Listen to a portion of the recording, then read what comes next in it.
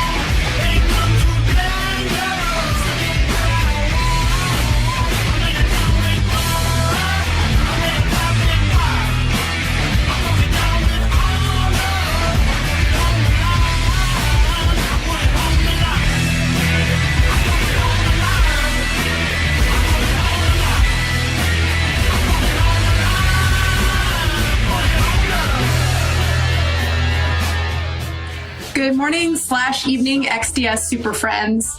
Wherever you are in the world and in your time zone right now, I'm glad that you set aside some time to tune into our session. I'm Tara Phillips. I'm an account manager for Keywords Art Services, and I'll be your moderator for today's talk. I'm obviously not important enough to the presentation to get my own fancy Borderlands hero introduction, but I'm not bitter. Anyway, today we've got an exciting and entertaining talk for you that hopefully at the very least won't put you guys at home to sleep, and at the very best completely change your life, or at least your thinking around how you approach building fulfilling outsourcing relationships.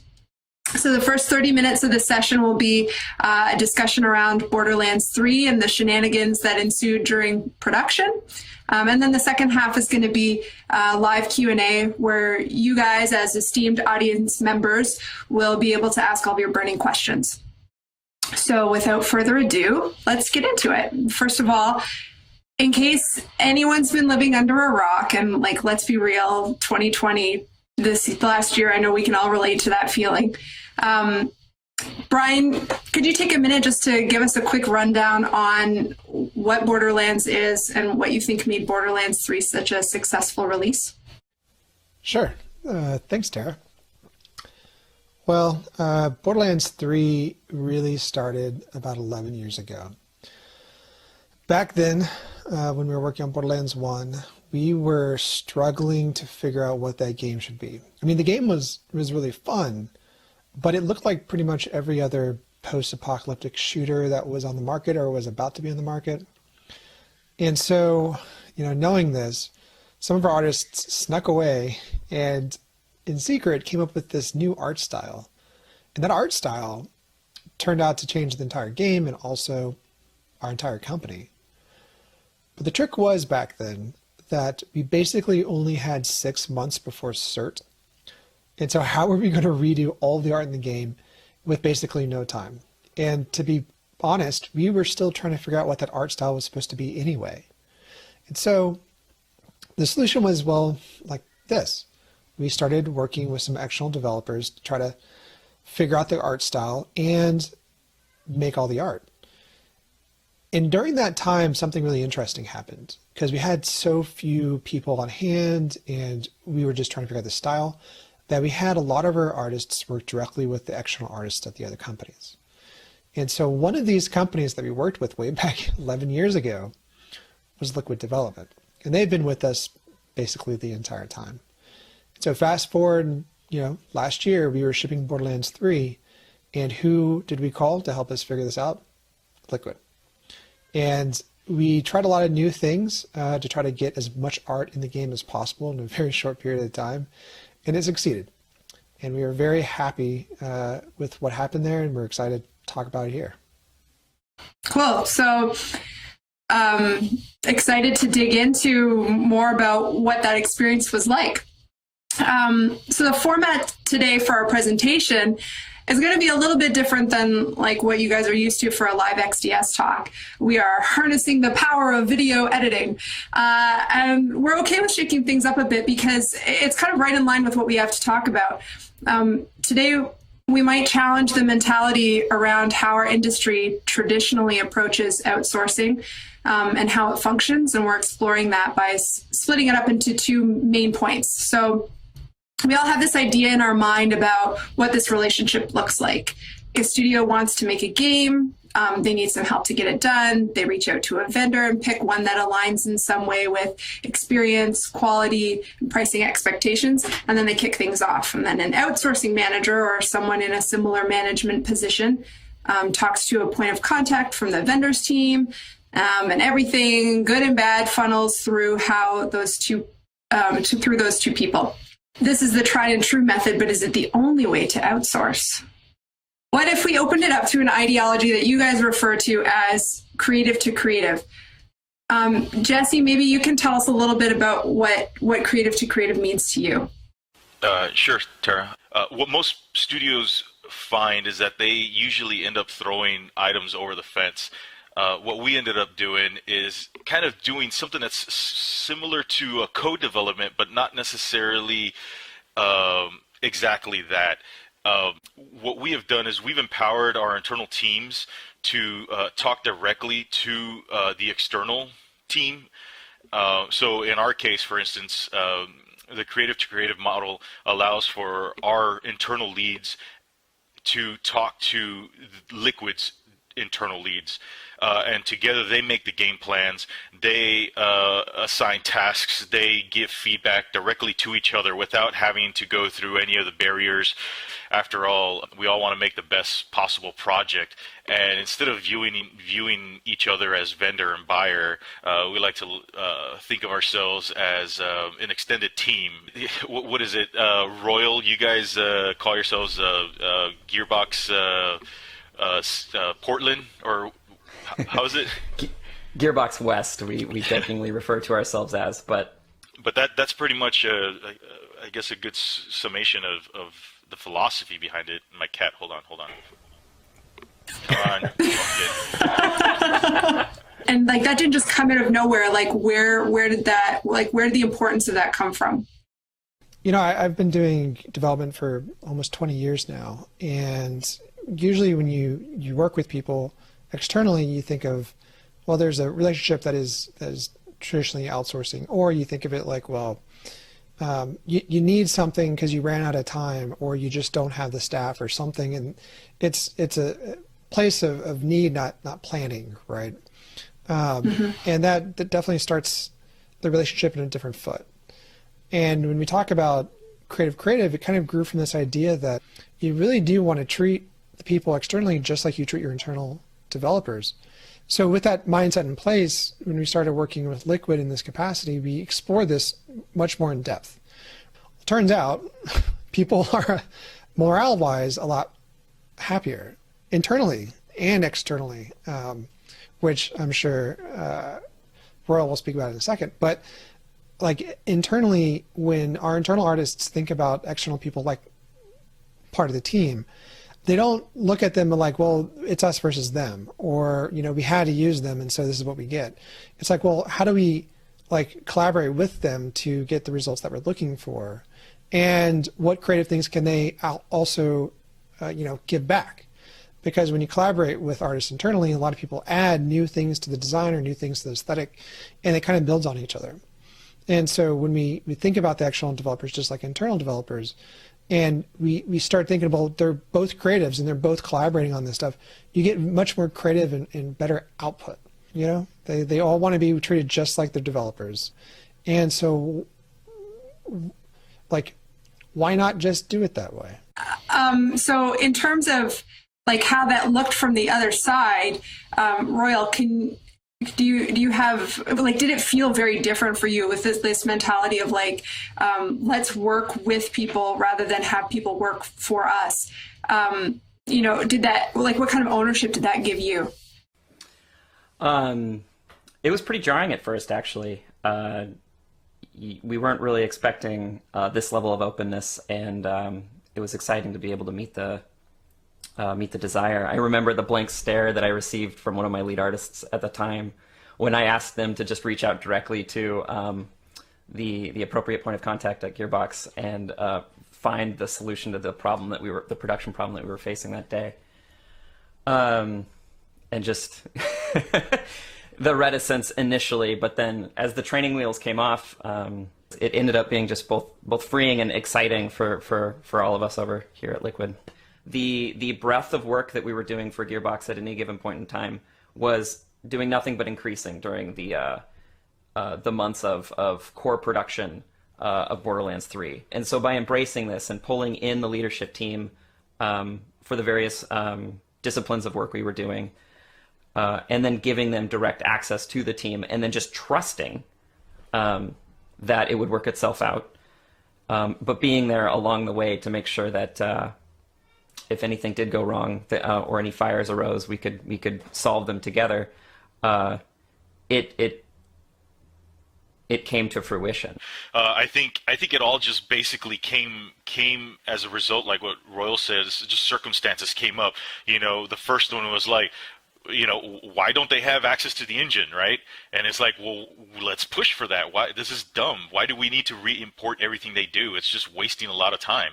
And so it just through that, we just started pushing and poking the bear wherever we could, and just forcing such a bad word, but we basically were enthusiastically encouraging the legal people to let loose some of the reins that they had on our projects, because again, we want to eliminate those barriers, we want to eliminate the bureaucracy so we can all do our job much better.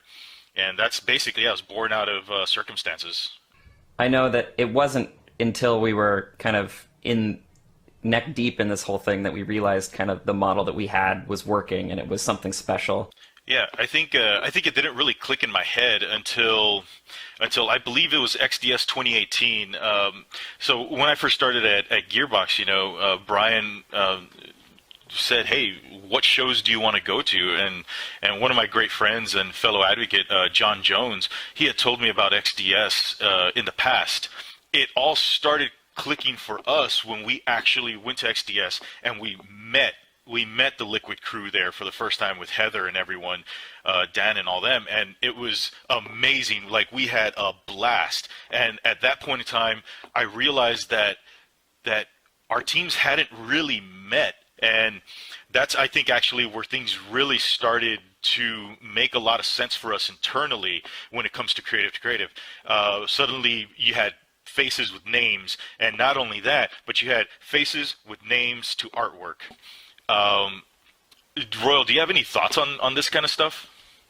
I relate heavily with the initiative that we took to send team members to and fro the studios. I remember a paradigm shift when James Barnett, the lead weapons artist, flew up here to Portland and gave the team and myself a 2-day long inking seminar, and I think we called it an inking workshop or an inking seminar.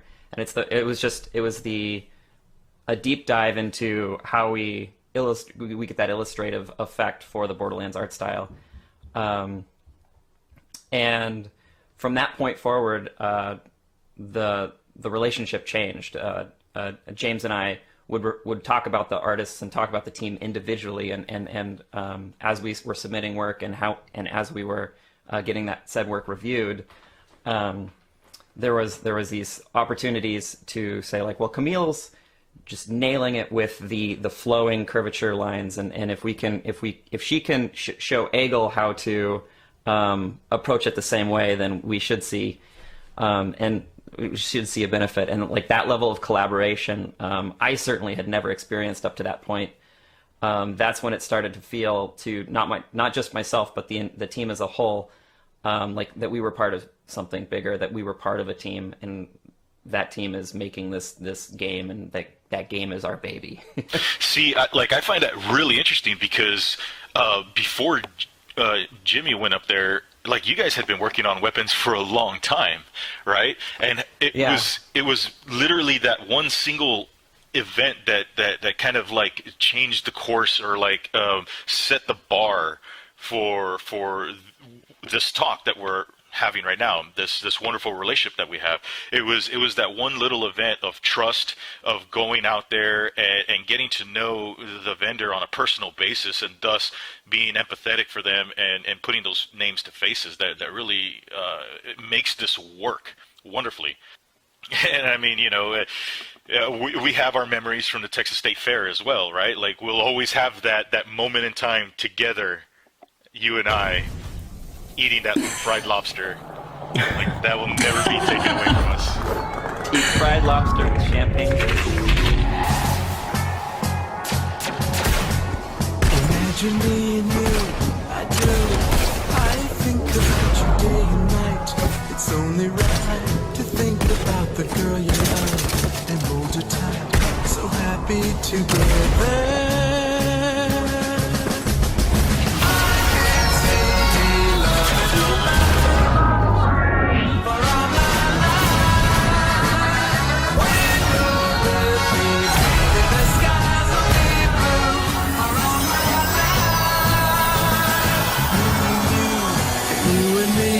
No matter how they toss the dice, it had to be.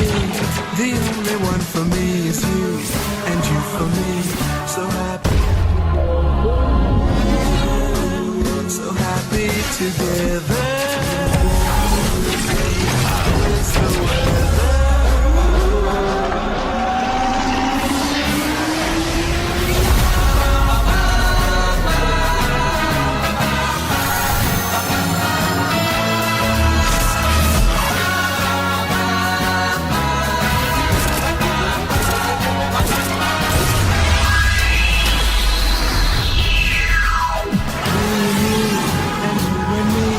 No matter how they toss the dice, it had to be. The only one for me is you, and you for me. So happy together, so happy together.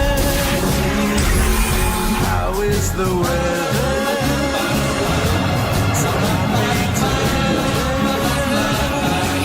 We're happy together.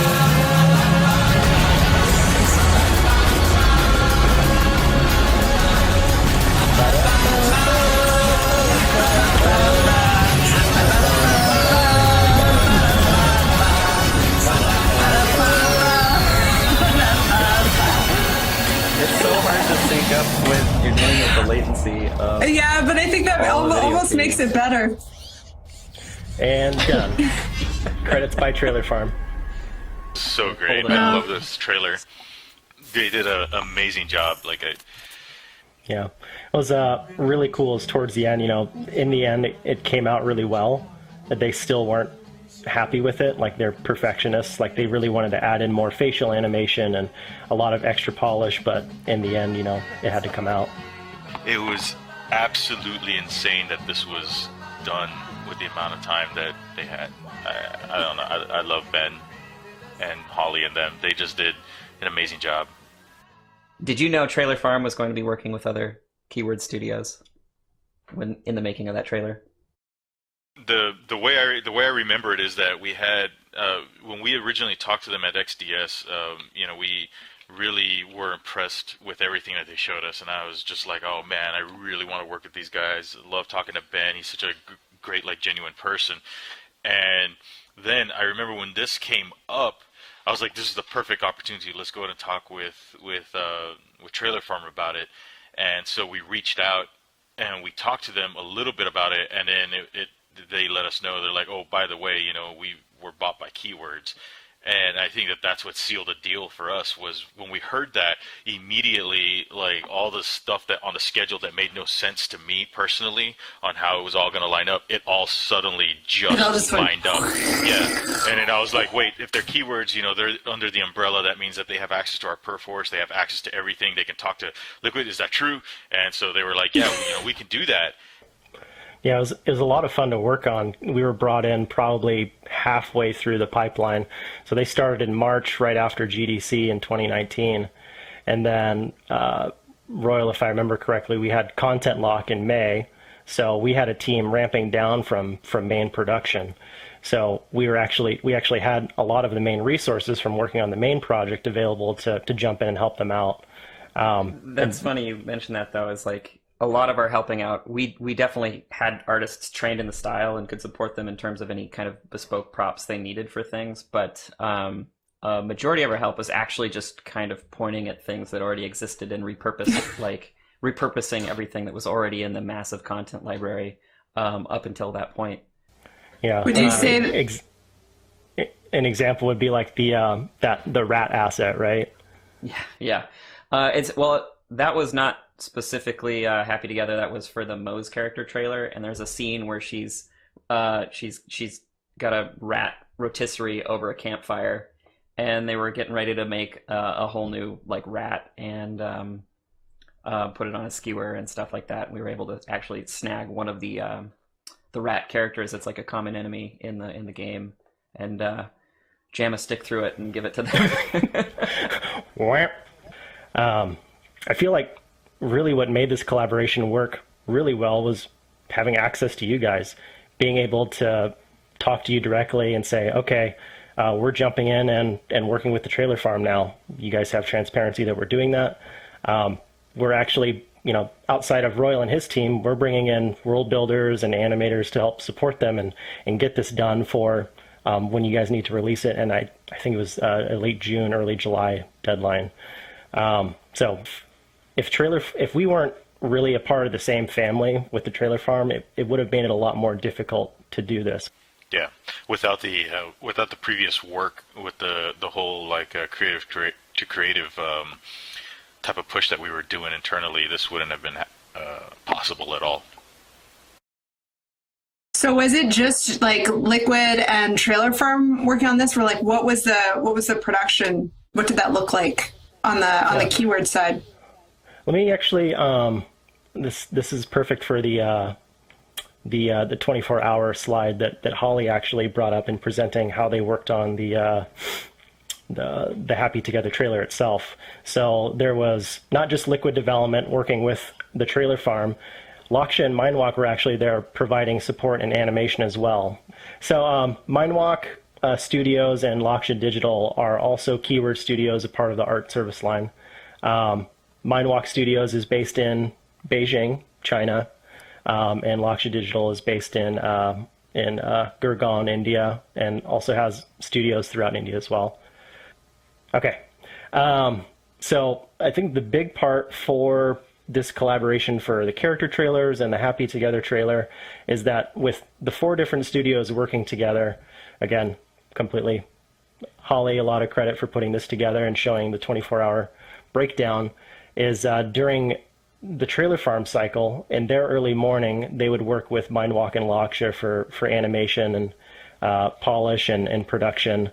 They would meet with them at the beginning of their day to sync up and provide feedback and allow that cycle to happen with those 2 studios.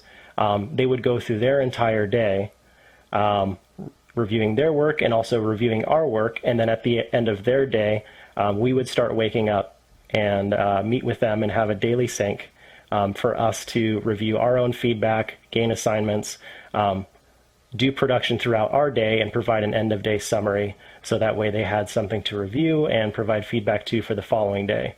So what's really incredible about the character trailers and the Happy Together trailer is the fact that we had people working on this 24 hours a day, 5 days a week, to make this happen. Man, the efficiency in that makes me so happy. That's how you can tell I'm an adult. I absolutely fell in love with. I've fallen in love with the cadence of working with Laksha and Mindwalk, and how we have the entire workday at Liquid to kind of put our thoughts together in terms of feedback on anything in production, and then it's waiting for them when they show up in the office and they can work their full day, and have something ready for review by our morning. And so that kind of game of tennis has been profoundly effective and efficient. We still work very heavily with Laksha and Mindwalk and Red Hot CG today, a lot of our sister studios in the art service line, along with the marketing studios as well. We utilize that process even now with the Trailer Farm and Fire Without Smoke, meeting them early in the morning on the West Coast, which is the end of the day in the UK, and just have that consistent feedback loop. Once you kind of embrace this 24-hour work cycle, like you realize how much more you can accomplish in a single spin of the earth, right? Yeah. The thing to focus on there is an established leader for the engagement. So obviously we work together with you guys on, weapon, game production, animation, character assets. But for the trailers, they're the ones who are owning that engagement with you guys. So we're reaching out because we have the convenience of being able to say, hey, we need to add 2 people to the build. Can we get that real quick and we can start working today? That's where the convenience comes in. But they're the owners of the trailer engagement. We're the ones reporting to them. We're not coming to you and talking to you about the trailers. We're talking to them about it. Yeah. Kind of folds into the whole creative to creative mindset where we're not trying to, as a studio Liquid, white knuckle the process and funnel everything through us, and it's really just about finding the path of least resistance to efficiency. It was a perfect storm, right on time. We definitely have the timeline that shows where the bottleneck opened up and where the floodgates opened. So we can jump into that a little bit later. So okay. What difference did it make? What is the meat and potatoes here? Yeah, so focusing specifically on environment props, that's where we utilized our collaboration with Mindwalk and Laksha the most. So starting in early March, we started the environment engagement, working on Iridian assets. This is broken down into artist days per month. So it started significantly slow. This shows that initially we couldn't take on more than about an artist's worth of work a month in the first months of the engagement. Initially adding 50% capacity to the first initial months, and then once we started getting access to the build, we were able to take on more of those assets, communicate directly with Mindwalk and Laksha on where the resources were, and start adding on 3, 4, 5 artists on both sides, growing the team roughly to 10 to 15 artists for the environment side towards the end of production and content lock. If you look really close, you can see where we were fired. The project ended. This right here is where we were brought on to the Happy Together trailer in May.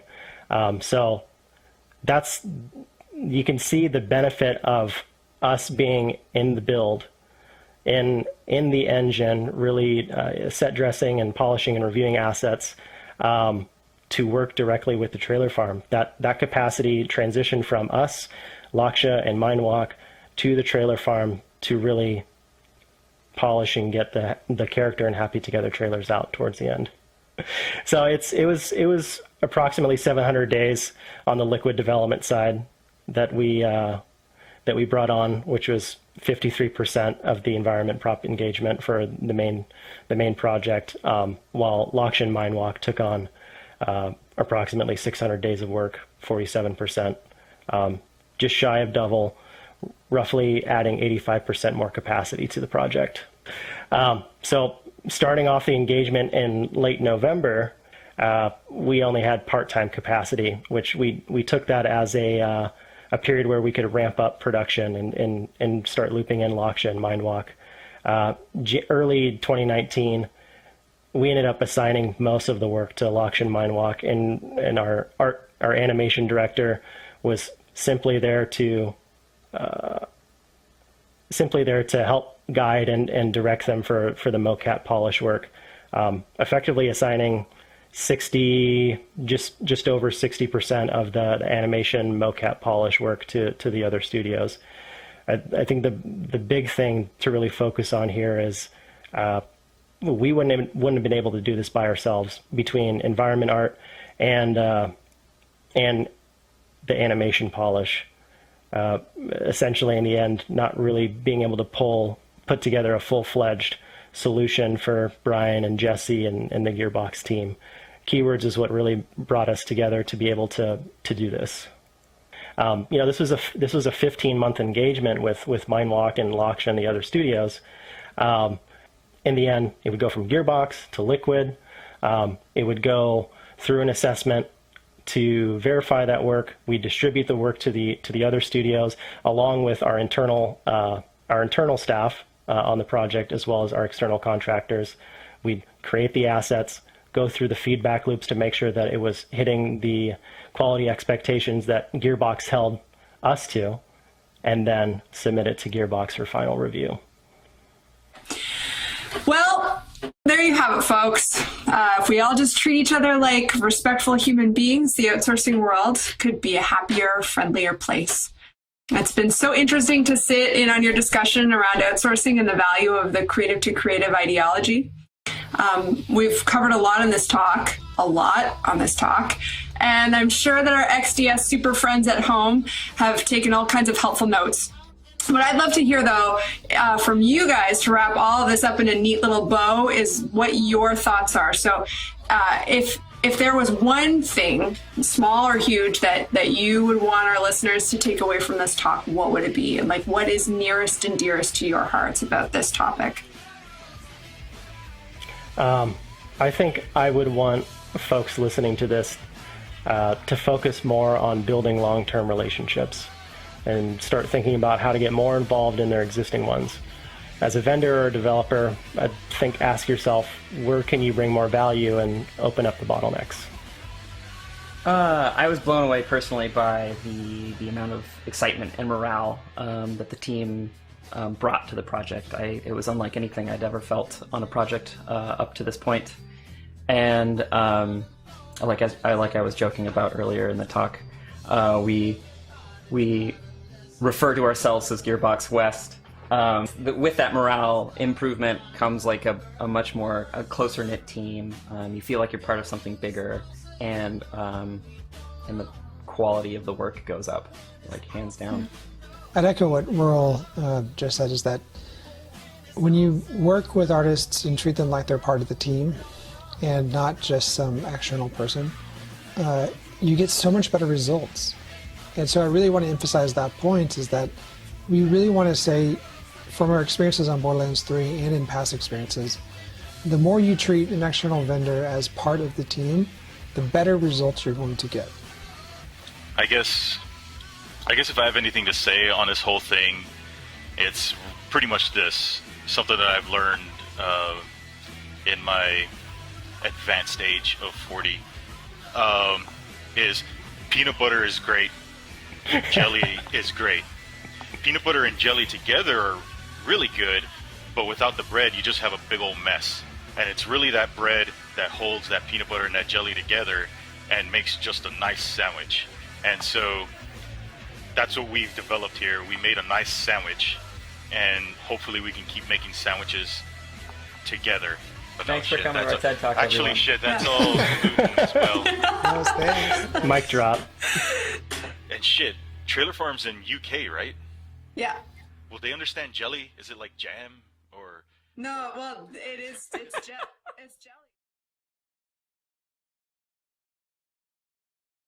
Hi, everyone. Hope you enjoyed the presentation. I know I did.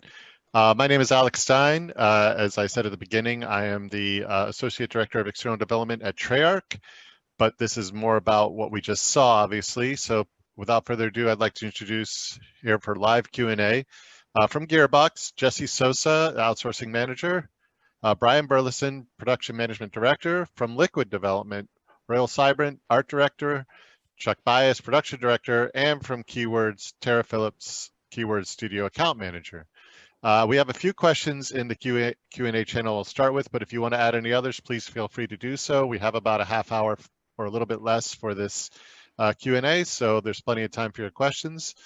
I'll kick things off with it looks like quite a few people had this question. I know it's actually on my mind as well. Toward the end of the presentation, as you talked about the synergy between the various keyword studios, Lakshya, Mindwalk, the Trailer Farm, and obviously Gearbox, there was a great slide that showed how the flow of communication and assets went out, and a lot of that was handled by keywords and distributing tasks and collating feedback, et cetera, and getting it back to you. That takes a lot of the overhead off of the development studio. However, have you thought about how this might work with non-keyword studios? There's smaller boutique studios out there who may offer services that you want to take advantage of. And what are your thoughts of how creative to creative might work with that? That obviously is for the Gearbox folks. Oh, test. All right. Yeah, actually, currently that's we do that already. We work with several boutique studios that are only a handful of people. Same thing, whether it's a large studio or a small studio. We bring them into our communication environment. They are part of our daily communication, are part of our stand-ups in some situations for certain departments. There's really no difference in the way I see a large studio and a small studio. Yeah, that's really all I have to say on that, really. Yeah. Great. Anything from you, Brian? No, it's it kind of goes along with a lot of things we're saying, is that we really want to make sure that doesn't matter how big or small a group is, we want to kind of treat them like they are part of the team. There's always a transition though. Like when we start working with new groups, we need to kind of like, we ease them in to that type of relationship, because not every group is built like that. So we do spend a lot of time making sure that they're on the same page as we are, that we really do want to have a collaborative relationship and not necessarily a, we tell you what to do and you better do it relationship. Those really suck. Yeah, I think it's real important that we all just recognize the fact that we all just want to make games together, whether that's you sitting alone in your apartment or you sitting in a studio with 100 other people. That's the philosophy that we're building, and I think that that's just in general where the industry needs to go. Great. Probably a quick follow-up on that is, originally when you folks started working with 5518, we just kind of started that engagement, and we actually jumped in to work with them as well. So in order to get things ramped up for you guys working with them, we actually fostered a relationship with 5518. We have already an existing relationship with them in the past, just to kind of build up that repertoire and that relationship between the different studios. Great. Shout out to Maxim and the crew over there. 5518 is awesome. Oh yeah. Great. Can you talk a little bit specifically about how you conquered the barriers thrown up by elements like legal and others who default to keeping external devs in the smallest possible sandbox with this kind of creative sort of expansive partnership? A long time ago, we had to face more of this. Like kind of the presentation was talking about, is when we first did Borderlands 1, we were in a spot where we didn't have any time to really, have a lot of these barriers, because we've seen to ship a game as quickly as possible. And, by setting up that relationship with Liquid and other developers back then, it kind of proved to our organization that this is something that we need to actually fully support. So our infrastructure is very distributed in a way that a lot of people can be working out of our Perforce or Jira or whatever we were using at the time to support everyone. And that type of infrastructure, we do have a team inside, an IT team that's really fantastic that helps us put all that stuff together. When it comes to legal side of things, we usually it depends on the type of project or the stage of development of the project, where it becomes more of an issue with like providing um, engine access or source code access. Generally, when it comes to the assets themselves, we've approached it a couple of different ways, where we had like a build that was a cut down version of our main game. And that was just a pain to upkeep and to keep it, like, because we're always, we spend a lot of time with the graphics in the game and the art style. And so we're always changing how we render things. And it became just a hassle to keep everyone in parity. So we basically, at a certain point, just opened up the gates and said, okay, hey, everyone who's making art for us that's at this stage of relationship, jump in and just start importing assets and go for it.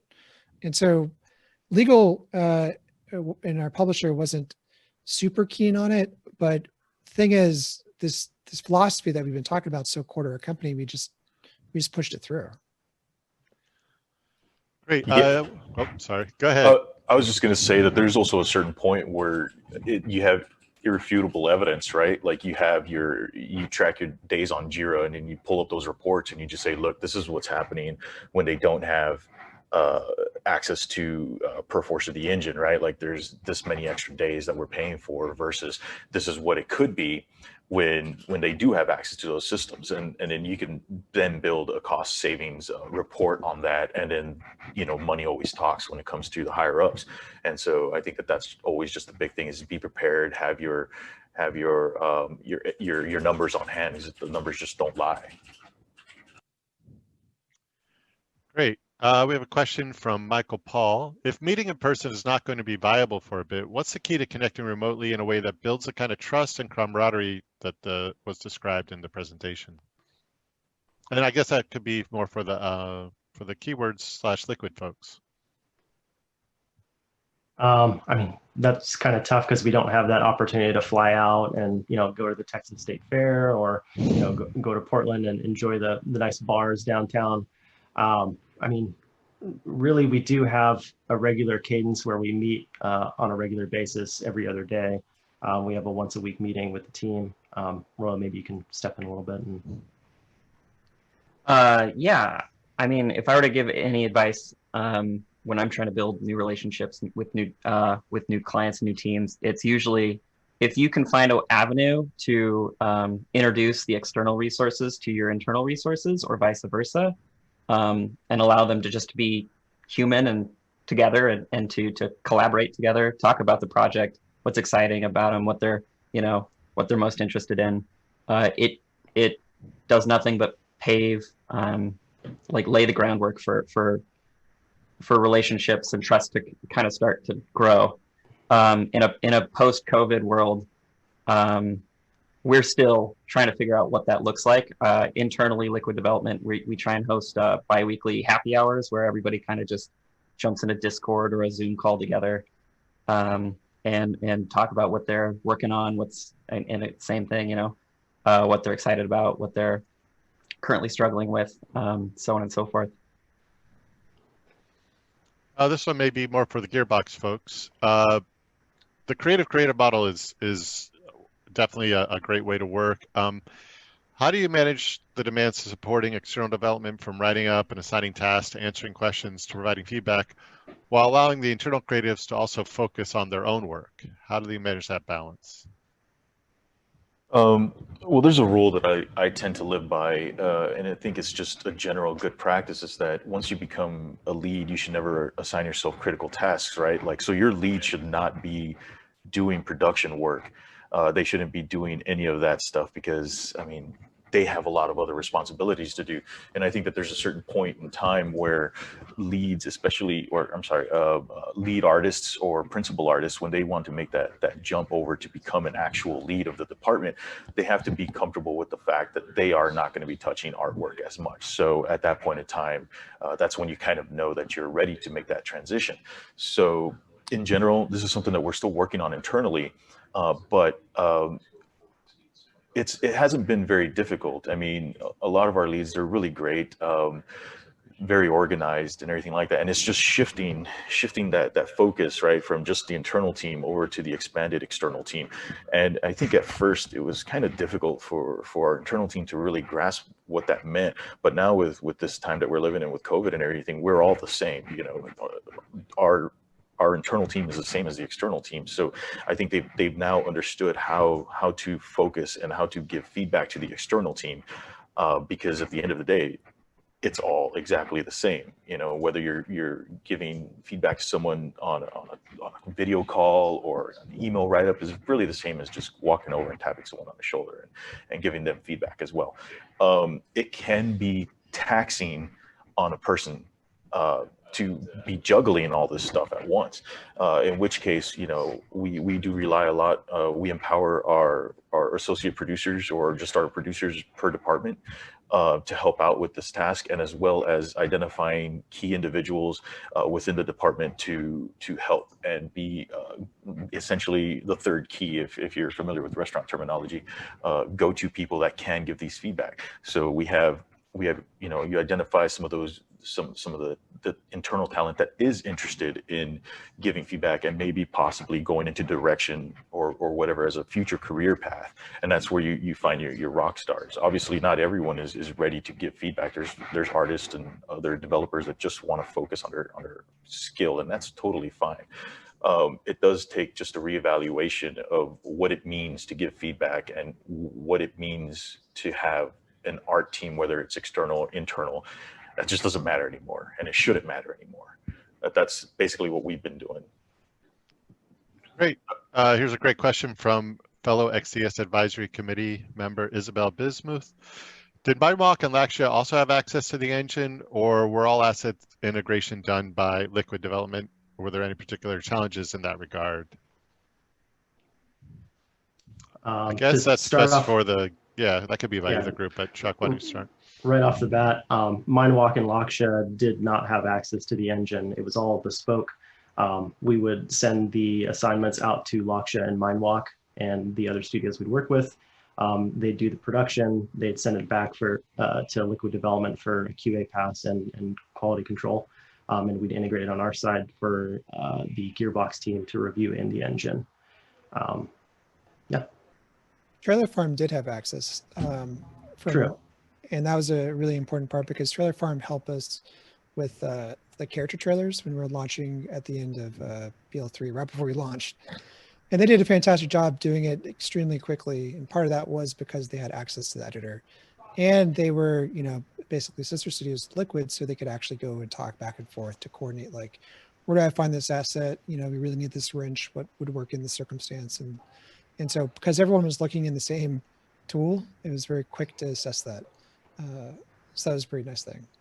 I think there was probably a legal concern or maybe of getting them engine access. It would have been faster to have it either go through Trailer Farm or through Liquid to get everything in the engine. I think it was kind of logistics, if anything, because we were getting close to shipping. And so when you have a lot of people in there at the same time checking this stuff, it can cause a fair bit of instability. And so having Liquid be kind of that gateway to import all those assets helped us a lot by keeping it stable, because we had been working with Liquid for so long, we could trust that, you know, they weren't going to mess something up in the build in such a way that it would hurt the rest of development.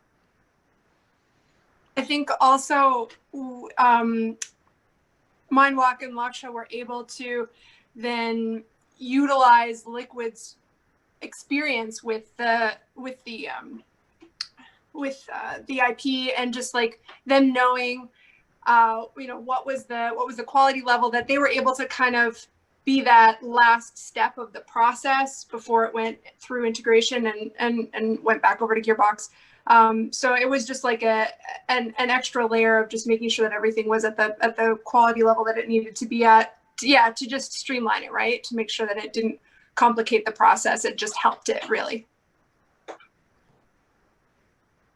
Great. Question from Junie. When talking about doing in-person meetups or video conference calls these days, obviously, did one meeting suffice, or did you implement consecutive meetings? What frequency would have been optimal? Let's start with the Gearbox folks. Yeah. Oh, I'm sorry. Go ahead, Roy. please. Sure. I was just going to say that I believe we landed on about a 6-month cadence, and it corresponded a bit with the different disciplines of production we started going in on. So first, we started the engagement for Borderlands 3 specifically with weapons, and so we flew up weapons team. I think 6 months later, a core team at Liquid flew down to start talking about further disciplines, what's next after weapons, and then subsequently we pulled up the props team up to Portland. So it ended up being about a 6-month back and forth, to and fro. That's the in-person, but what about with video conferencing? How often were those held? It was interesting because, we have a weekly production meeting where we, go over with the producers to understand the status of all the assets and tracking workloads and whatnot. But, in the creative theme, the different groups that are working on things talk directly with the specific artists or the specific leads of that. Like for the weapons team, James Burnett on the Gearbox side would be constantly talking to Royal and his team. And it wasn't necessarily purely like a scheduled call. It was more of an ad hoc, we need to solve a problem, or let's discuss this, or do like a review because something just got submitted. And that like fluidity of conversation really speeds things up when it comes to like the creatives discussing things, because no one wants to be filtered by production. No one wants to have to go through a producer to get feedback to an artist, and it just doesn't work that way. And so we found that having more ad hoc discussions was far more effective in getting the quality that we're looking for. Yeah, with XDS placement in the year, it's perfectly like 6 months after GDC or before GDC, however you perceive time. It is absolutely perfect. So that's the good like business, like, hey, every 6 months we touch base. That's all business. Then aside from that, as Brian was saying, it really depends on the leads in the departments, and we empower them to schedule however they want. So with Liquid, for instance, we do a weekly meeting, right, where it's just a weekly touch-up. Sometimes we're in there 5 minutes, sometimes we're in there 20, 30 minutes, because we open the floodgates of communication throughout the week. Another vendor, we have a kickoff meeting on Monday, and then we do a touch base on Thursday. There's another external artist that is part of the daily stand-ups, and it just depends on how the leads want to run their department for the most part. I want to add like one gotcha that sometimes comes up is that, no one really likes meetings. No one really likes formal meetings.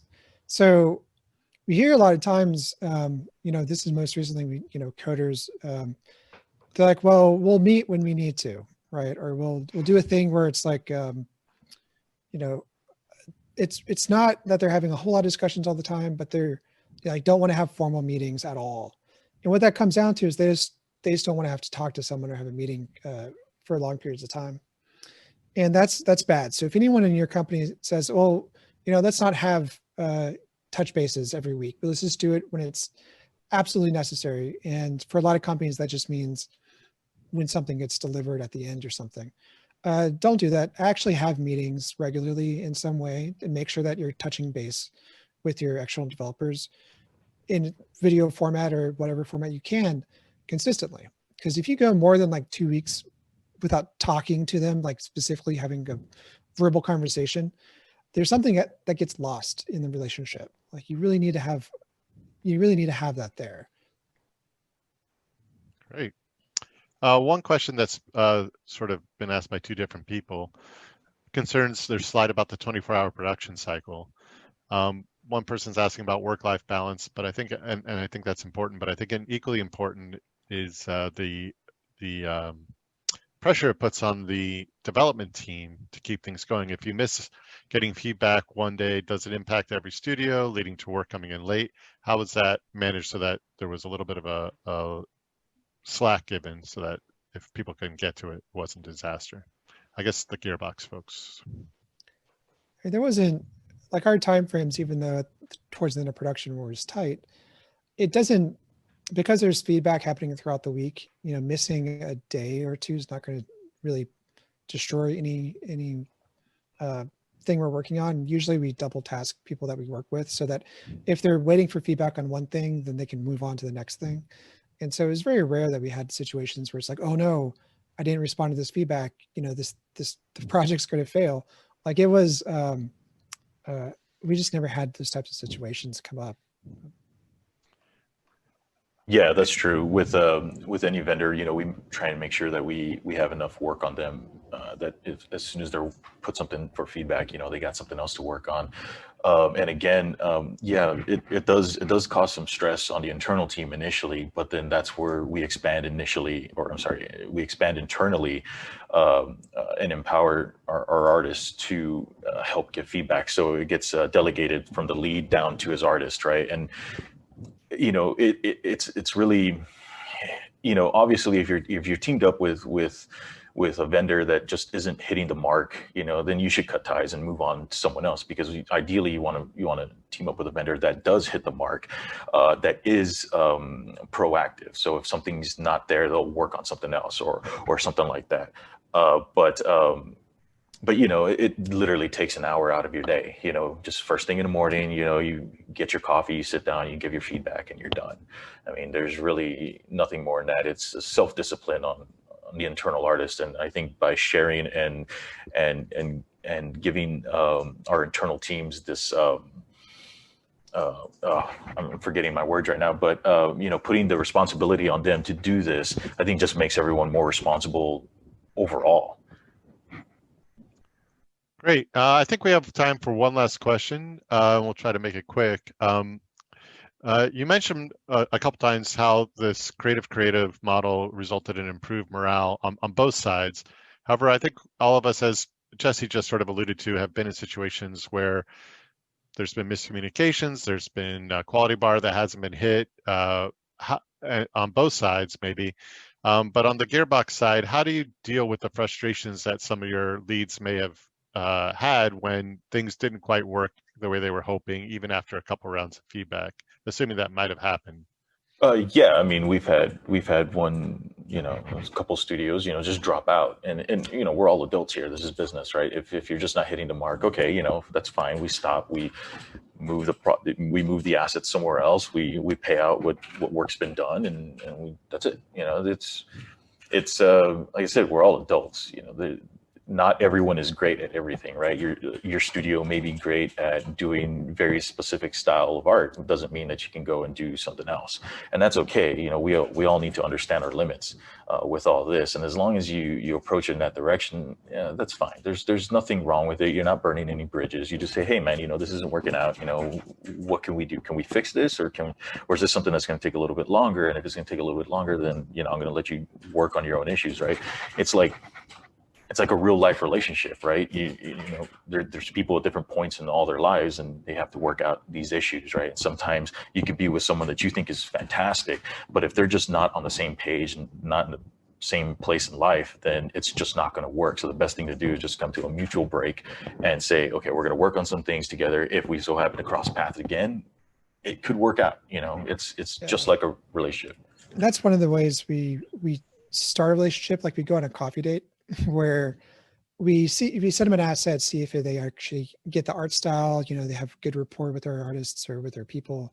And we test the waters first. Like we never go all in where it's like, here's 20 assets. Hope this relationship works. Like we do really ramp up. And so for all the people that we've been working with recently, it has been like, here's an asset, let's see how this goes. Now here's 5 assets. Let's see how this goes. And then we, eventually want to get to much larger relationships with the people we work with. And so it's important to start slow, I think. I think one of the things that Brian was doing when he inherited this department is that we definitely did put in, for instance, I was his first hire. My background with art direction and the art production pipeline and just being a character artist in general means that I can vet artwork before it even hits the leads. So, my history already shortcuts us quite a bit of the way. It's very useful to have very experienced. I've been in the game industry for 20 years now. It's very useful to have people in this position that have that type of experience, because we can red flag stuff. We can prevent a bad relationship from ever starting. This Great. topic's fascinating. Like I wish we had more time to go into it, because there's a lot of extra details there that are like, pretty cool. Unfortunately, we are out of time. Let's give a big thanks again to Brian, Jesse, Royal, Chuck, and Tara for an amazing presentation, if I say so, and a great Q&A session. And enjoy the rest of XDS Adapt. Thanks, everyone. Everyone. Thank you.